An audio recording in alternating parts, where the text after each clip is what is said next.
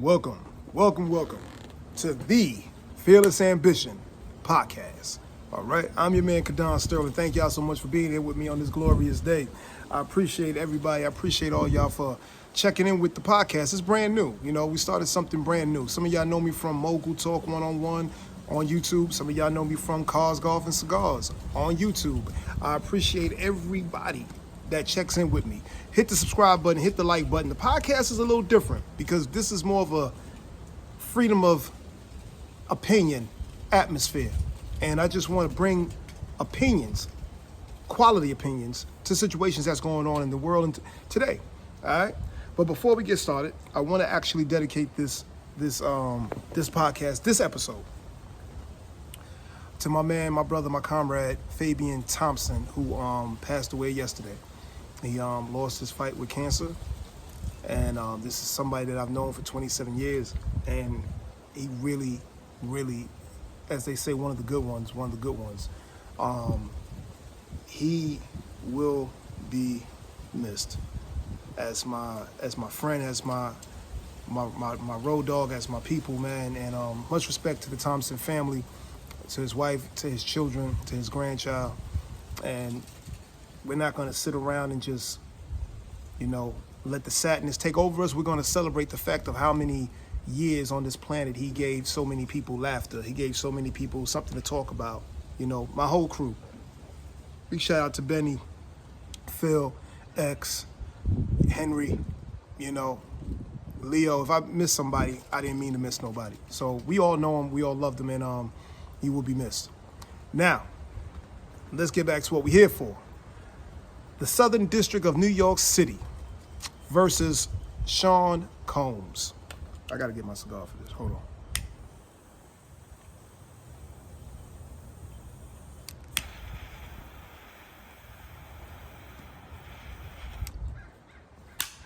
Yeah.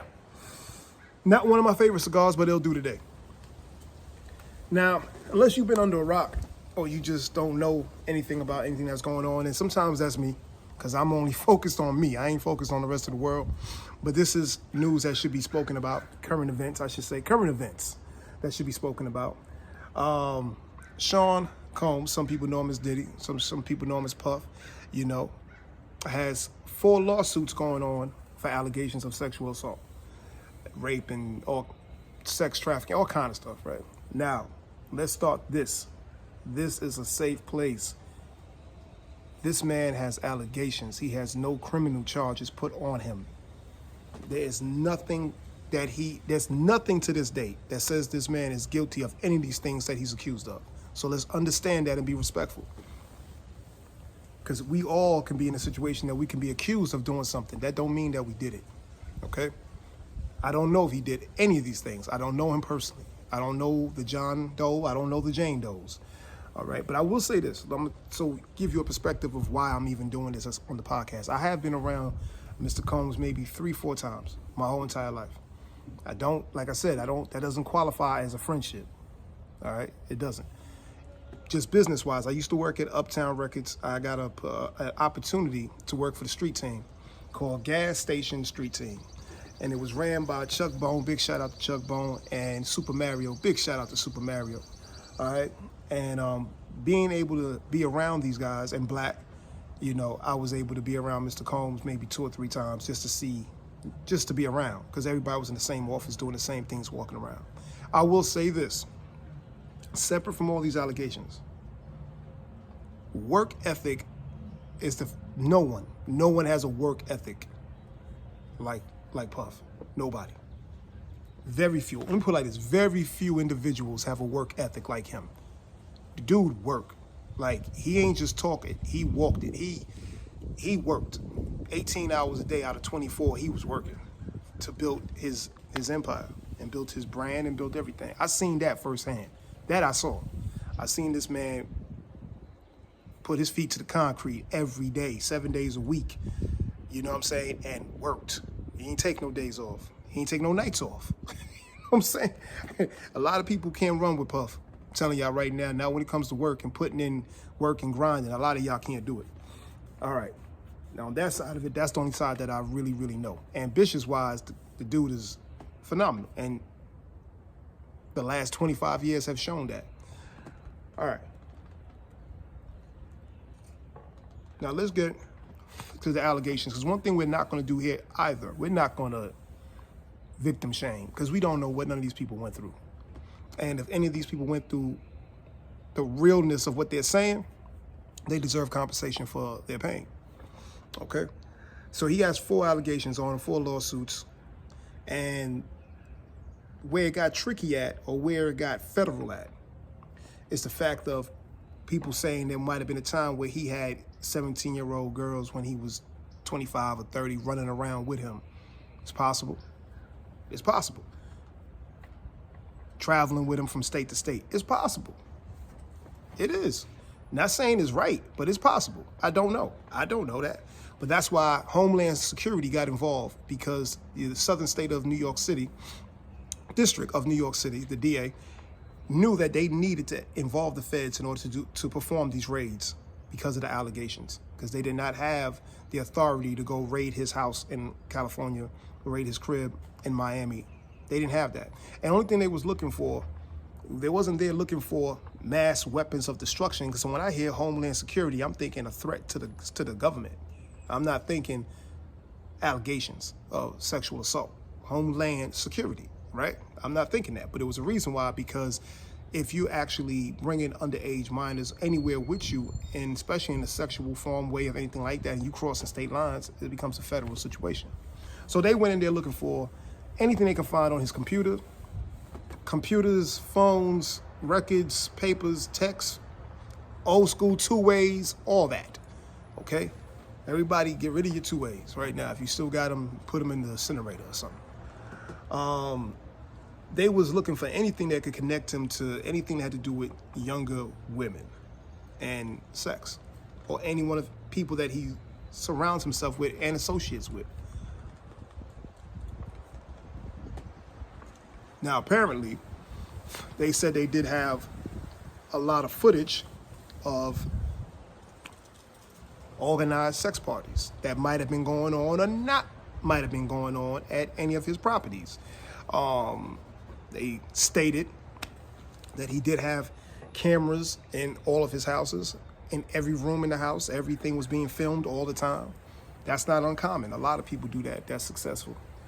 A lot of people do that. But there's always a reason to be filming things. You film things because you want leverage. Straight up and down. You don't just film it so you can watch it back. You film it because you want to have leverage on whoever might be in that room at the time. Now,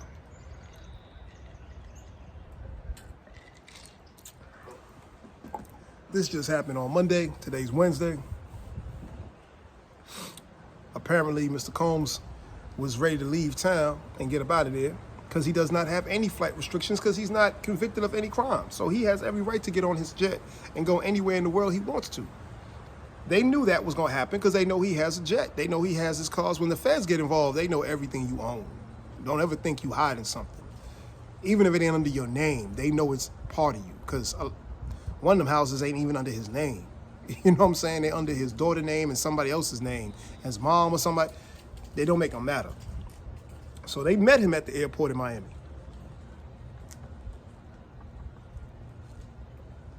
And they stopped him. And he did have a conversation with them, and they let him go. But they did arrest this one guy named Brendan Paul, ex-NBA player. Also now a music producer. He works with Puff now, something like that. And because he got caught with the weight in his traveling bag. He got caught with the goodies, you know what I'm saying? He got caught with the edibles, a little of that snow. He got caught with that weed. He got caught with a whole bunch of party items in his knapsack. So he got arrested. $2,500 bond or whatever, you know.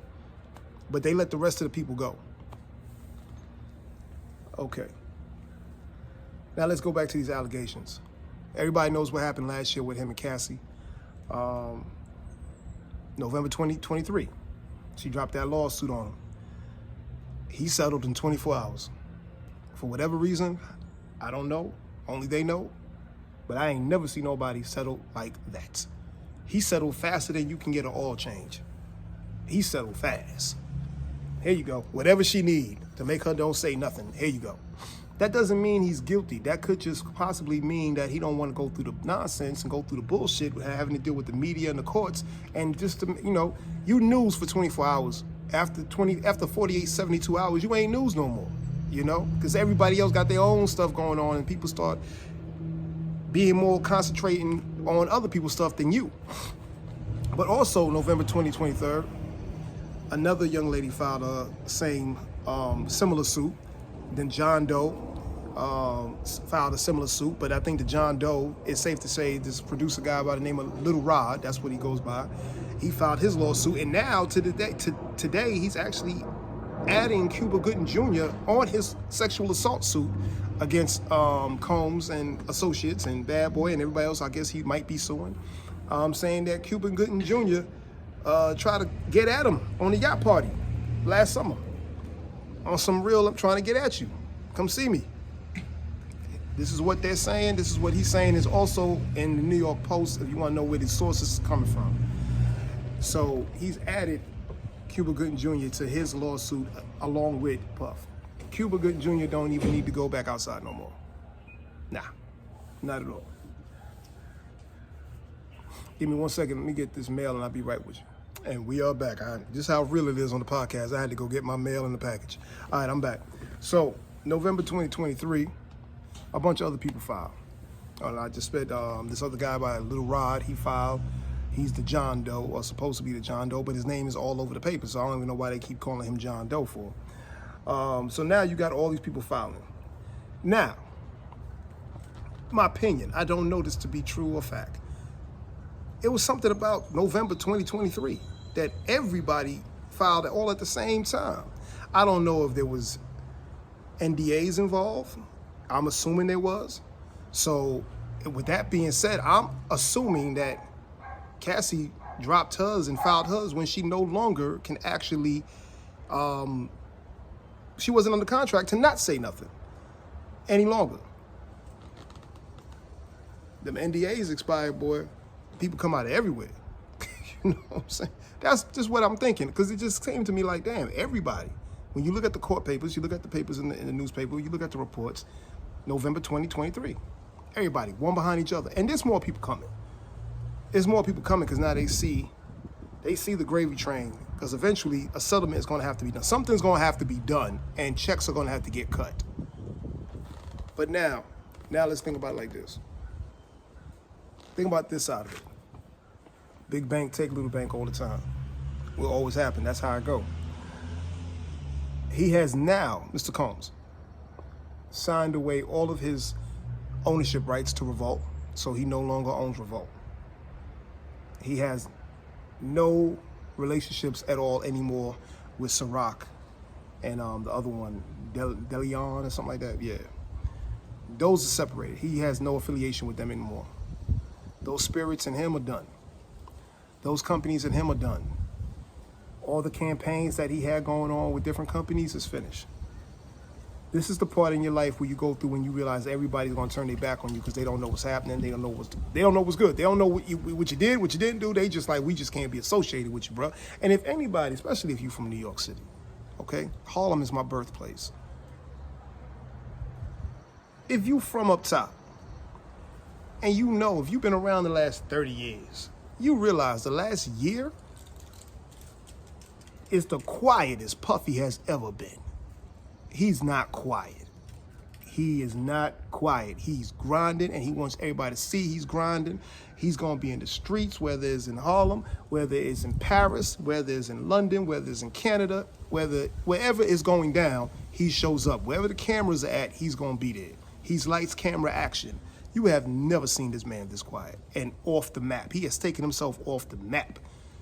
Not because he wanted to, it's because now you go into protection mode. You got to be off the map so you can sit down and be quiet so you can protect your assets. You got to play that game now. You got to play the long game. How hurt am I going to be? A torpedo is coming to the submarine, and it will have an impact. But how much of an impact? Can I still make it to shore once I get hit with that torpedo? You got to play that game now mentally.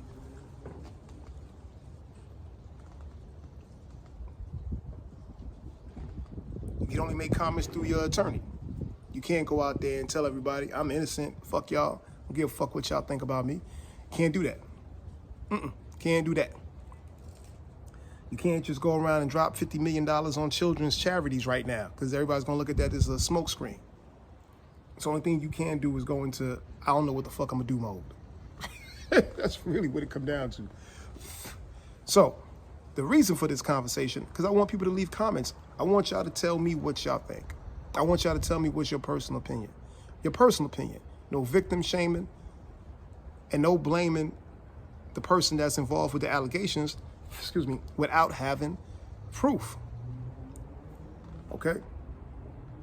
But now, that being said, I just watched this documentary about Nickelodeon. I'm sure a lot of people watched it. That same energy, federal-wise, government-wise, should be put on the people that own Nickelodeon. The people that owned it before, or whoever owns it now, whether it's Viacom, whoever. Those, if you saw it, you would see that it was such an inappropriate work environment for children. To have them perform the skits they was performing was almost like child pornography, and it was being green-lighted, and it was being broadcasted, and children was watching it. Daily, millions of advertisers was pouring money, millions of dollars of advertising money was being poured into Viacom, into Nickelodeon. And this is the product they was giving out. But the people didn't realize the work environment was worse than the product. All those children are grown adults right now. All of them got problems and need therapy, and alcoholics and all kind of stuff, drug addicts, all kind of things. But there was one particular person that stood out. I forgot the guy's name. But either way, he was on a popular show. I guess it was popular. I never watched Nickelodeon. When Nickelodeon was popping, I was a grown man already trying to get money. I wasn't thinking about Nickelodeon. But this one particular child actor, he was getting absolutely raped repeatedly by one of the people that worked for Nickelodeon, worked on the shows as a dialogue speech coach. And this dude was raping this 16, 15-year-old boy on a constant basis with sexual toys and all kind of things for months and months, maybe even a year. And when he finally got caught and finally was convicted, and he was convicted of this, he only got 16 months in prison. 16 months. And that's not even the crazy part. He probably came home in 12, maybe 13, I don't know. But he only got 16 months for raping a minor. That's incredible to me. That's the only time he got. And what was more incredible to me is how much support he got. He got actual letters of support from very, very important people in Hollywood. Hollywood executives, other actors, all kind of people was writing letters on his behalf stating that they would never expect him to do any of these crimes that he's being committed of unless he was provoked and tempted. These are the words that was said in the letters. Completely saying this 15, 16-year-old boy provoked or tempted him to get raped by this 42, 43-year-old man at the time.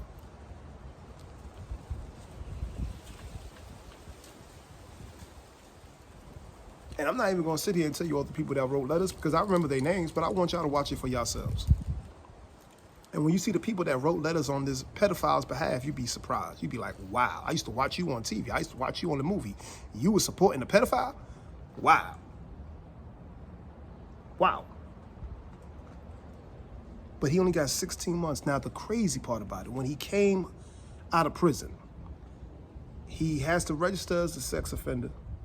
He's not supposed to be around children in any capacity. And then he gets a job working at Disney. On that show, what was it, Zach and Cody and Zach, whatever, the twin boys, the little twin boys. I don't know. I ain't watched their show, but I know about it. He got a job working with Disney. Disney gave him a job 2-3 months after he got out of prison. Come on, man. Where's the energy to bring these people down? Because y'all not showing that same energy, United States of America. Y'all not.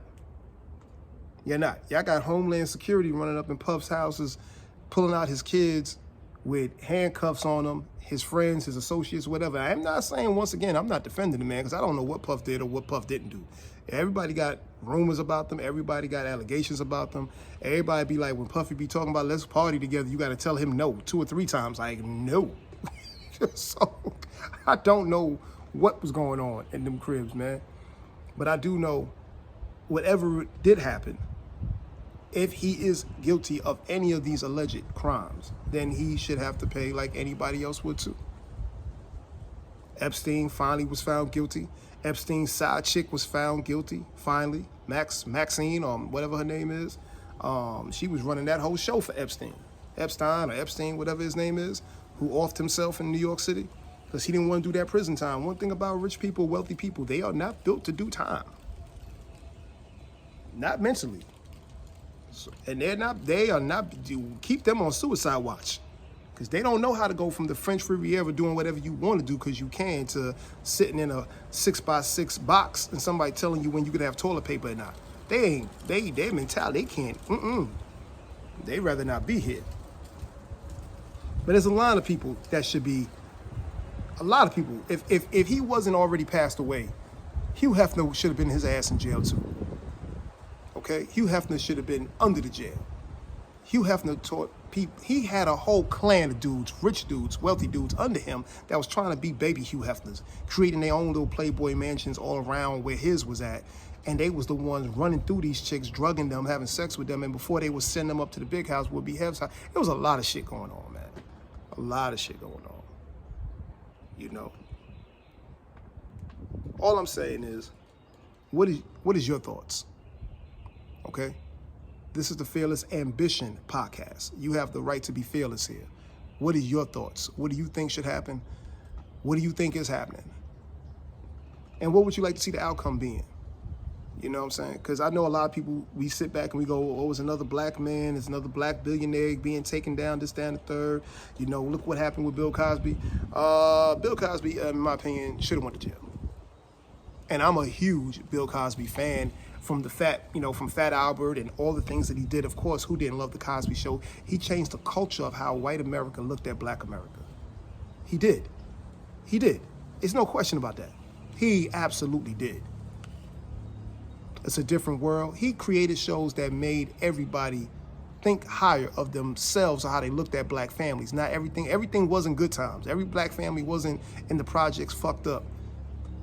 That's not the case for everybody. I was in the projects and but I didn't think we was fucked up. I thought we was just, I thought life was regular. But either way, once I learned the facts of what happened in the case of Mr. Cosby, he should have went to jail. He's only out of jail over a technicality of paperwork. He's not out of jail because he didn't commit some of those acts they said he committed. And not said, was accused of and proven to commit. It's not because he didn't. It's because they fucked up the paperwork. That's the only reason why he's not there. But we don't want to get off topic. This is the Southern District of New York City versus Sean Combs. And so far, what do y'all think? Let me know. My name is Kadon A. Sterling. Thank y'all for being here with me, all right? And hit that subscribe button, like I said. Hit that like button, like I said. Tell everybody about the podcast. Tell everybody about Mogul Talk 101 on YouTube. Cars, Golf, and Cigars on YouTube. Hit the subscribe button for everything. You know what I'm saying? It's the only thing we ask. Hit the subscribe button, hit that like button so we can keep our channels going, growing, and going. Thank you very much.